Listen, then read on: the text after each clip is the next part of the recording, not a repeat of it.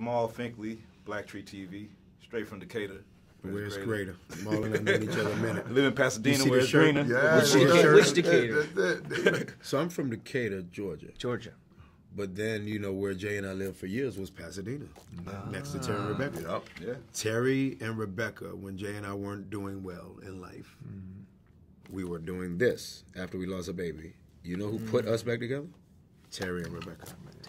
Wow. First time I don't know if it's rolling, but Terry and Rebecca put us back together.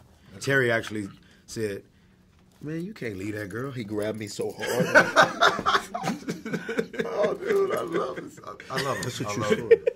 I like bringing people together. In Pasadena, California. In Pasadena, and me and his daughter Winfrey and my son graduated elementary school together. So it's like such a circle here. So, but it's all love, and that's what I feel like this film and this cast was. It just feels like all love, all fun. It feels like a great group of actors and talent came together and made something, you know, artsy and great, man. So it's always good to see that.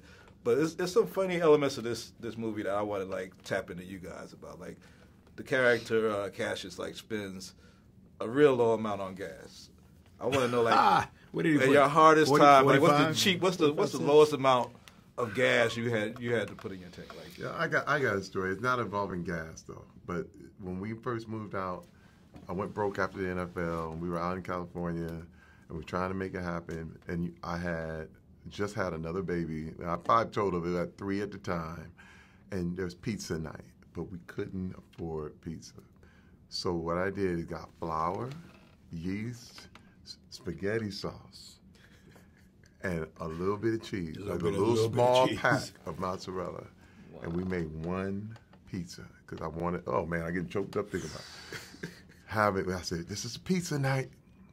And those girls were so happy. And I remember us sitting there, and I was like,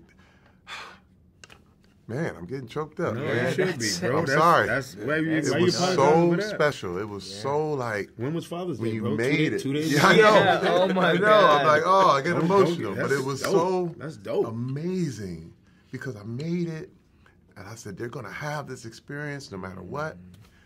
Woo! Because you know the reality of what happens is. Somebody asked us earlier, while they were saying, "Yo, so what's your first purchase out of your big paycheck?" And the reality is, the 3 of us as fathers, we're not. And my pops did okay in life. I mean, I say okay. You know, he probably never made over $80,000, but for Decatur, that was fine. Yeah. But when you think, as a brown American, but when you think about our kids, Steven has 1. Y'all got 2. Y'all got 1. We got 2. Terry's got 5.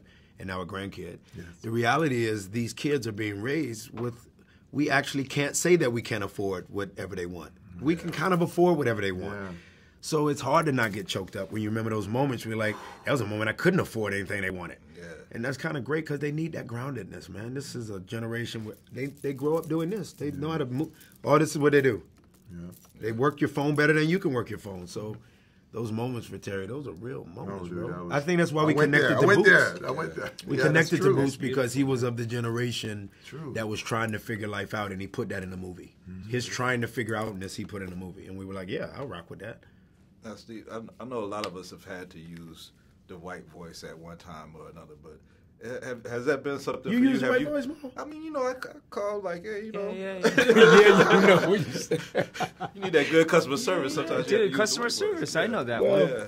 So, I mean, have you ever had to use the white voice? I never did the voice, just behaviorally. Real stuff, you know, when I was young, growing up in rural, mostly white-dominated Michigan, all you want to do as an Asian kid is be a white person. Mm-hmm.